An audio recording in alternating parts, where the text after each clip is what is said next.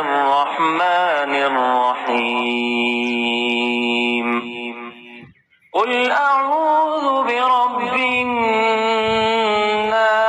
الناس ملك الناس إله الناس من شر الوسواس الخناس الذي يوسوس في صدور الناس من الجن